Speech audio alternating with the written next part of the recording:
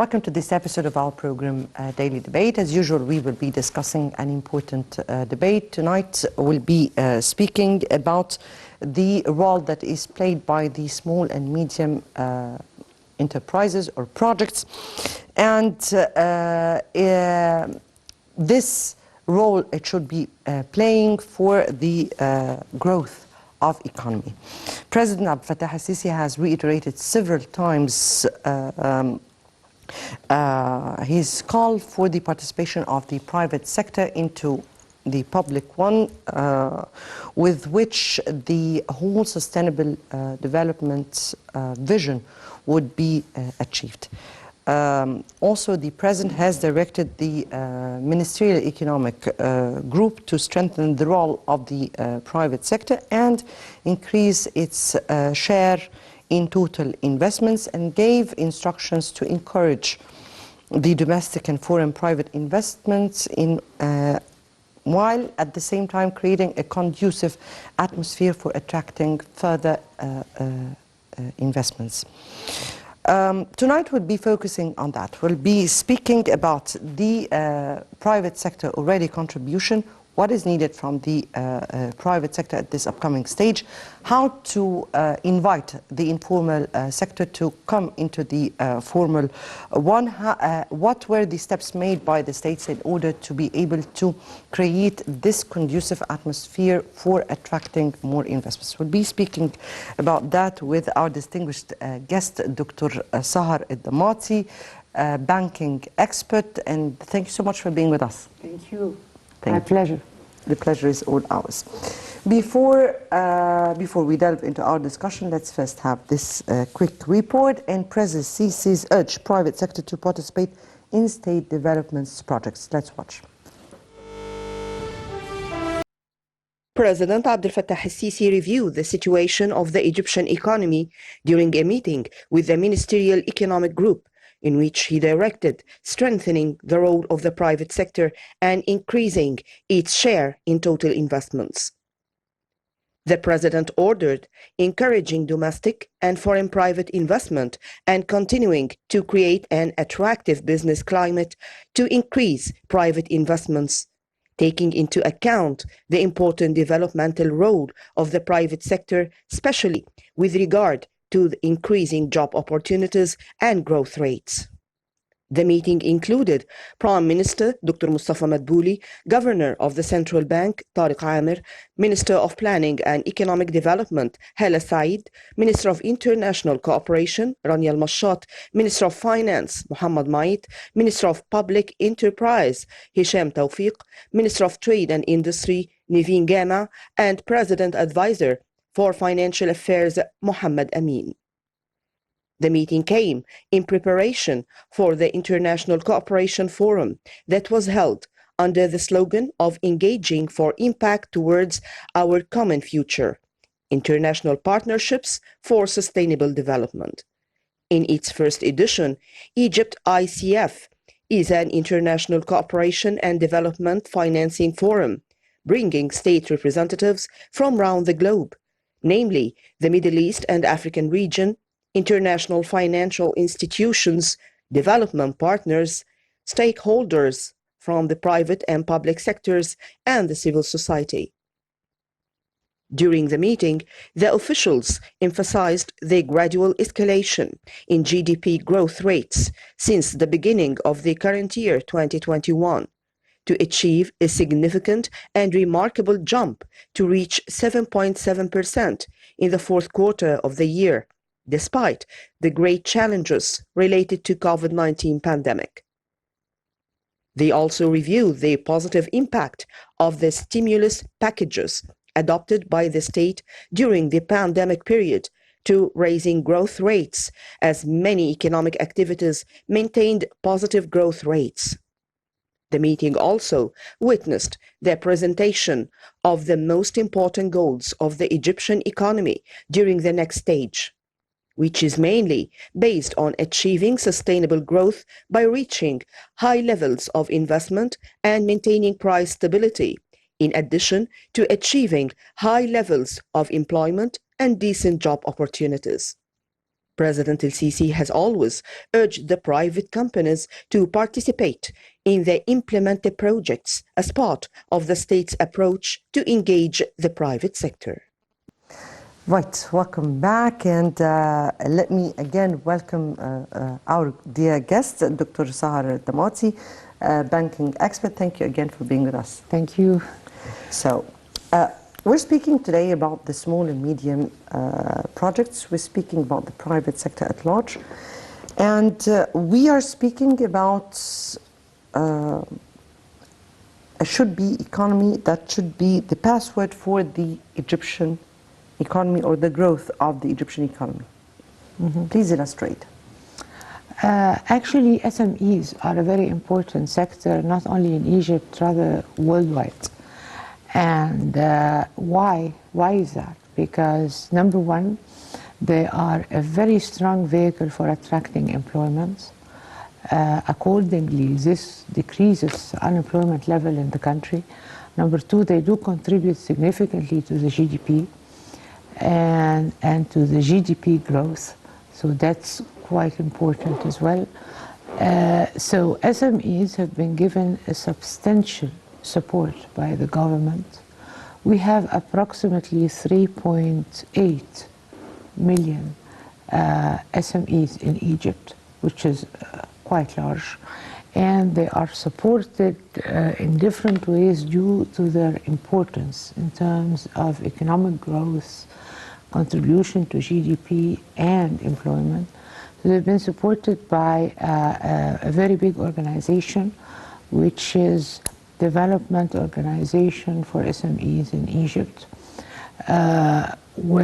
who are responsible for putting the strategies of SMEs. They have a strong network across all governorates in Egypt, and they do provide technical, financial, and training help to all SMEs in the country throughout this big network. In addition to this, they have contributed to funding the SMEs with approximately an amount of 30 billion Egyptian pounds across the previous period.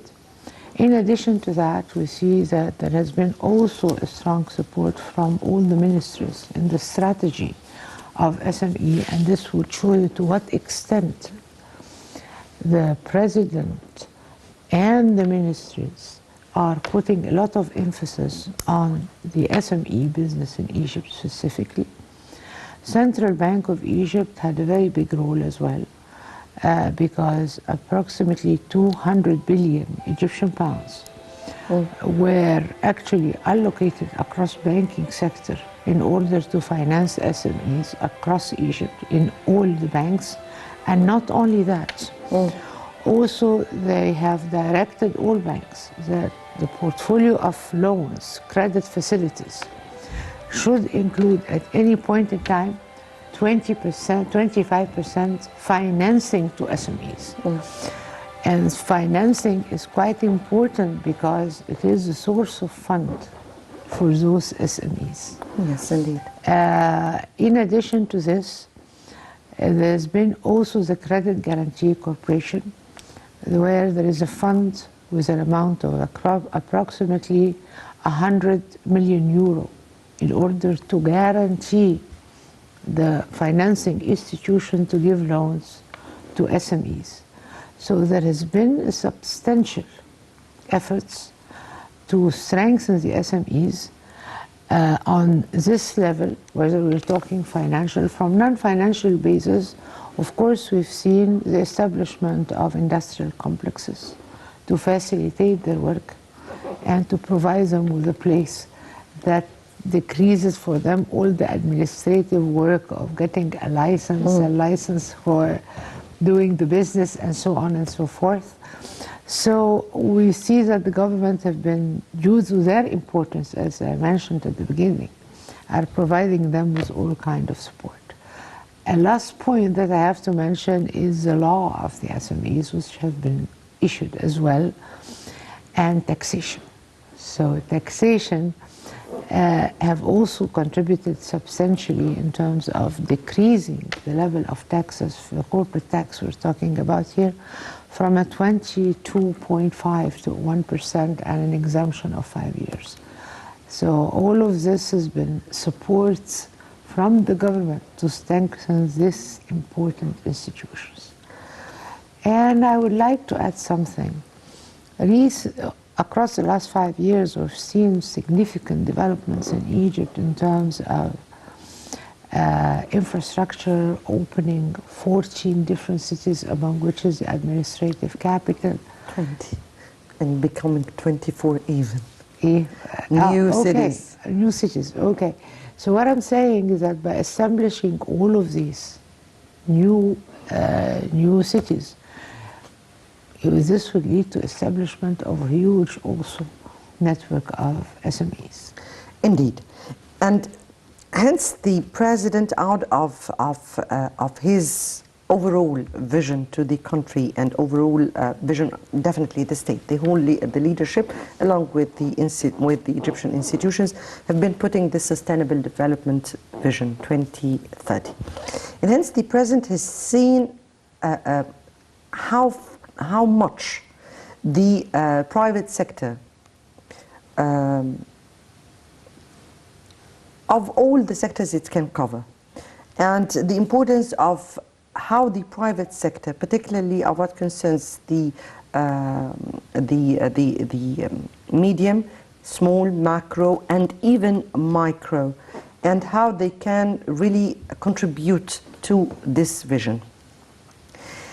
You spoke here about some of the initiatives the state have taken, including the financing issues, plus the taxation, which is definitely would be motivator. Also, the president has been supporting entrepreneurship and startups, particularly of what concerns youth.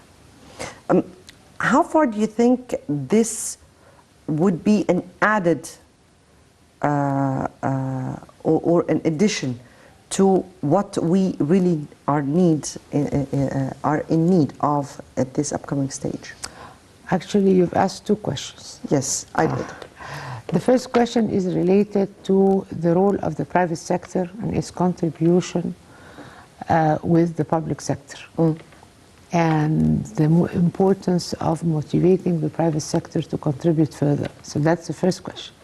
The second question was about the startups and their importance. And entrepreneurs, yes. Because startups, I will start with the second question, since it is a continuation, more or less, of the first one. Startups are very important. I mean, worldwide, you would see that countries like Europe, in Europe and USA, universities like Harvard, Oxford, whenever there are people who add to the science, you would find companies, big companies, standing there in order to provide them with what we call venture capital companies, or to enable them to participate in venture capital companies. According to this venture capital, they contribute not only with the management and capital and training for the startups until they grow up and become strong enough to be able to manage on their own, and then they will withdraw and let the startups manage their own. So I believe this is a very, very strong initiative. It has been applied in Egypt in a number of universities, whether I would say like foreign universities or private universities. Number of startups in Egypt, we have approximately 590, and the most famous one, which have right now they have part in the stock market of NASDAQ in the United States, like Swivel, and we have Fowry. So those are startups which have started with good ideas, paved their way to success and growth, until they reached very high level, not only locally, but they went regionally and then internationally. Yes. There has been a very strong initiative, as a matter of fact, encouraged by His Excellency the President, and that was to provide support for innovators. Indeed. Yeah. So this was a fantastic initiative. I appreciate it very much, because we hear a lot about a lot of Egyptians who succeed abroad, but maybe they don't find a way here. But actually this initiative is like a cornerstone that we are here in our country to support startups. Maybe it started in the field of fintech, or what we call financial technology, digitalization, and. So there has been a £1 billion initiative deposited by Central Bank in order to be able to finance all those in the fields of fintech. From the 590 some startups that I just spoke about, we see that the majority lies in commerce and retail, which is normal. Groceries, merchandise, selling apparel, selling a lot of things. And the second one in the row is fintech. This is tomorrow's field of the future. And you started a long way in this part, but still there is a lot to go over the next period, because that's the field of the future. And I believe that with such an initiative, we will see lots of startups in this field. So I'm very much happy that this initiative has taken place. So that's the reply to the first question. Now, the bigger question. But before I go into the bigger question, because you just pointed your finger on something very important, which is groceries, and which is what we can speak about as the gray market or the informal market, the groceries, the shops, those that contribute in a way or another to the economy or to the revenue of the economy, and hence also part of what the government is seeking is to try to attract the informal sector into the formal one. So before we go to the big question, let me take, how do you view that? The informal sector is a very big sector. We're talking statistics, current statistics say that the informal sector is around 40 to 50% of the economy, but that's unregistered. So they do produce goods and services which are not actually included in the GDP. So if we say that this is approximately 40 to 50%, then you're not speaking about a country with a 6 trillion sum GDP. Rather, we'll be talking about something like 10 or maybe around this number. So it's a completely different country, number one. Number two, they don't pay taxes. So they have been quite evasive. How much have been lost in this situation in terms of tax evasiveness? So we are talking about 400 billion Egyptian pounds. And those 400 billion, I mean, it's actually equivalent to the deficit in the budget. So that's a big sum. This issue is on the table. There has been a lot of efforts put in order to attract the informal sector to the formal sector. It started, I think, a few years ago, but I think there's still a lot to be done to attract them to the formal sector. And if this happens within, let's say, from here up to the first strategy, which ends 2027, then probably you will see Egypt as a much bigger and different countries.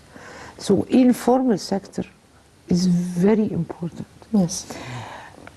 The point is, right now, you're talking about SMEs maybe within the informal sector. Informal sector is much bigger than that. It's not only SMEs. SME is a big chunk of it. However, you have a lot of functions that are not registered. A lot of what we call simple partnership companies, simple companies, simple proprietorship companies Sellers, are road not sellers included. are supposed to be grey market. Those who are selling in the streets, those are, we can a lot. consider, yes, A lot. indeed. I mean, we're not only speaking about sellers, we're speaking about a lot of other functions as well. Definitely. So, starting with SME is a step, because those are the ones that actually produce goods and services that should be included within the GDP. Those are the ones who should pay taxes in order to become fully registered and to contribute with the tax payment to the resources of the country. Because at the very same time that they are gaining a lot from other things that the government is supporting, in terms of food, in terms of electricity, in terms of a lot of things. So they do contribute, they do gain from the support that the government is giving. Indeed. Up to now, still the electricity is being actually subject to elimination of all kind of support in 2 years from now. So far they have been gaining from this up to this situation, up to today. They are part of the supply ministry in terms of cards, but they are not registered, and so on and so forth. So I think that this initiative is very important Yes. for the country, and there is a lot of efforts again done in terms of attracting them, one of which is the taxes, because they will benefit from it. SMEs within the informal sector will pay only 1% with 5 years exemption. Indeed. So, Indeed. Before we go to the big question, and we still remember the big question is the contributing Private or the sector. contribution of the private sector, plus how to include them, or the inclusion of the private sector to go in parallel to the public one. We'll speak about that. But before we do that, let me here take the World Bank. And the World Bank has launched the new Egyptian Economic Monitor, focusing on progress towards digital transformation. Focusing, but it gave an overall picture. Let's watch. The World Bank launched a new Egypt Economic Monitor, the far-reaching impact of government digitalization, at an event co-organized with Egypt's Ministry of International Cooperation. This report details the World Bank's assessment of Egypt's latest economic developments and outlook, and provides analysis focused on the government's progress toward digital transformation. The report says Egypt's macroeconomy continues to show the resilience it has displayed through the COVID-19 pandemic. Macroeconomic stabilization and the energy sector reforms implemented in recent years have helped build strength, and the mobilization of international financing has contributed to preserving ample foreign reserves. However, like the rest of the world, Egypt's near and medium-term prospects remain clouded by global COVID-related challenges, such as variants and vaccine deployment. Under a baseline scenario that assumes the COVID-19 situation will gradually improve, Egypt is expected to revert to its pre-pandemic growth path, reaching a growth rate of 5.5% in fiscal year 2021-2022. More progress on structural reforms is critical to unlock the potential of private sector activity and sustain the recovery, drive productivity, growth, and generate high-earning jobs, while exports of goods and services are projected to continue recovering. External financing requirements are expected to remain rather elevated until fiscal year 2023, as imports will increase with the resumption of growth and the recent appreciation of the real exchange rate. Global financial conditions may tighten and are expected to raise the cost of foreign financing in turn. On the fiscal front, Egypt is expected to continue pushing ahead with reforms to contain the budget deficit and government debt to GDP ratios. Greater predictability in fiscal balances and the trajectory of public debt would involve disclosure on payment arrears and additional details on gross financing requirements, including those that stem from other public sector entities that are not part of the central government. The focused chapter of this report is dedicated to the topic of government digital transformation. Egypt has been adopting digital technologies to modernize core government systems and providing online service portals, giving the country a relatively advanced level of government digitalization. Right. Welcome back. Back to you, Dr. Sahar, and the big question, the contribution of the private sector, the SMEs, to the overall or the whole picture.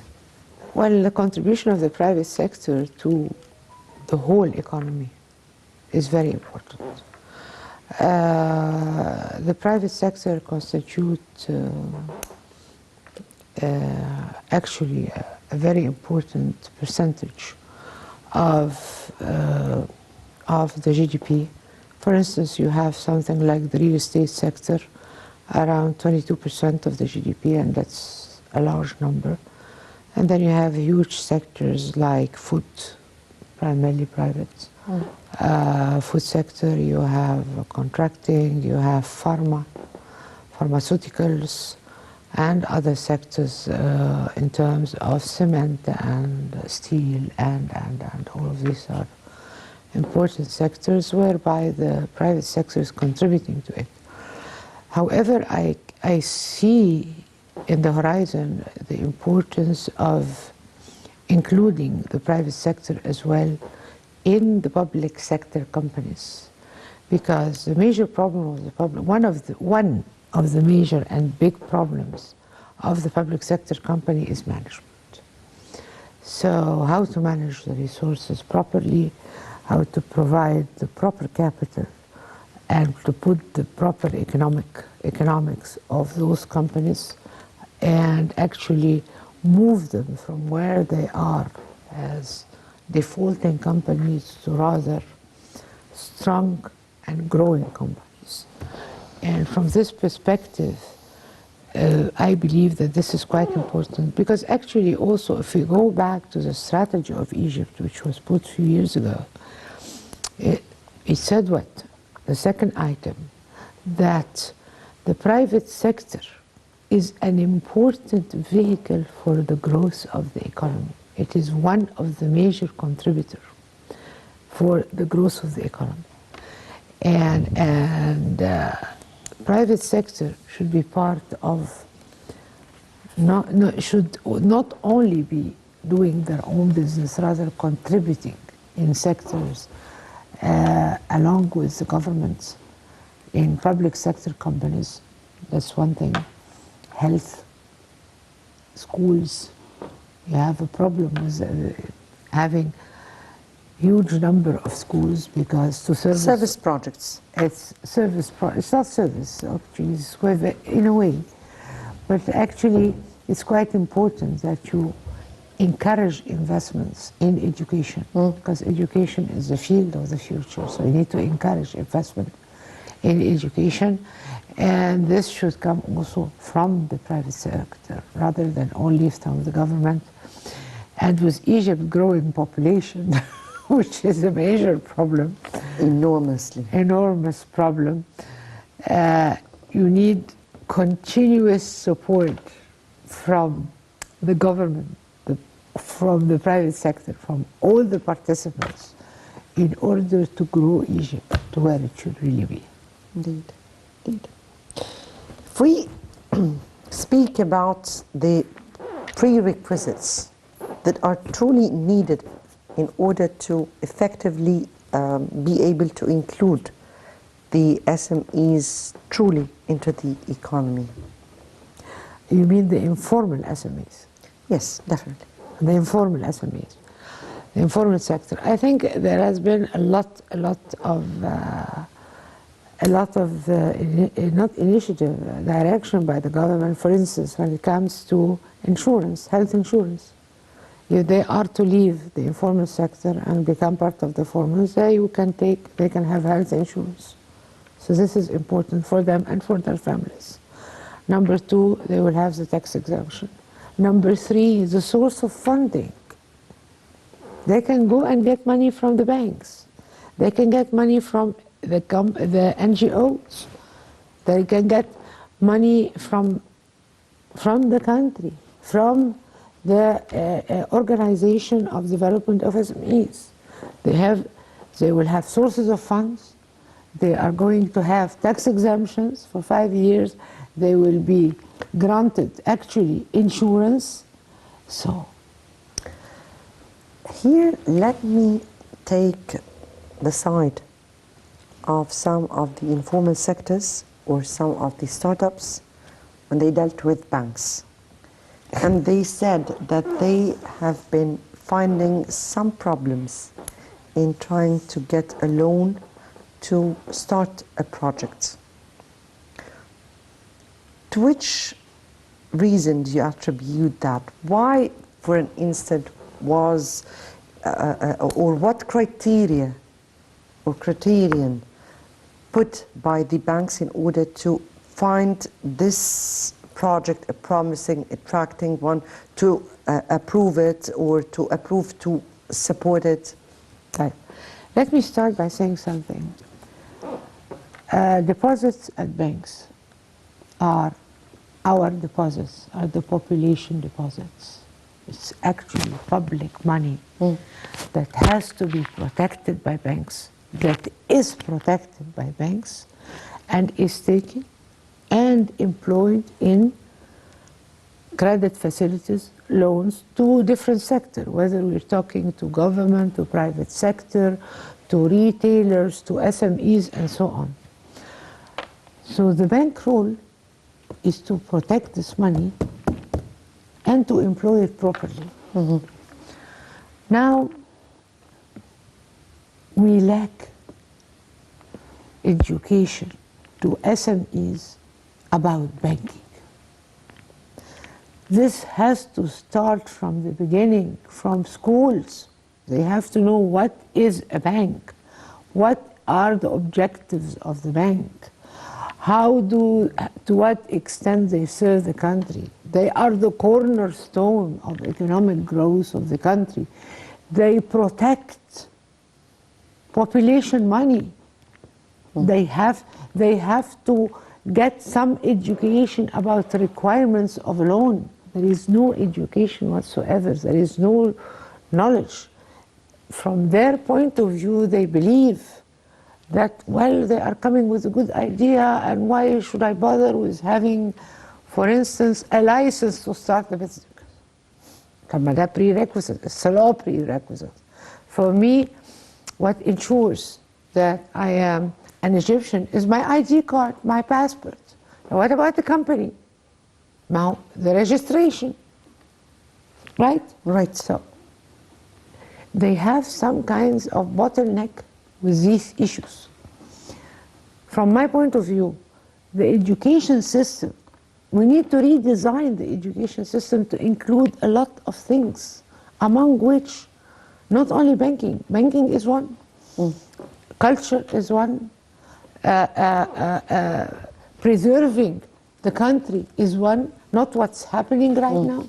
So they don't understand this. But having said that, what the banks have done in order to provide 400 billion worth of credit facilities for SMEs, that's a lot of money.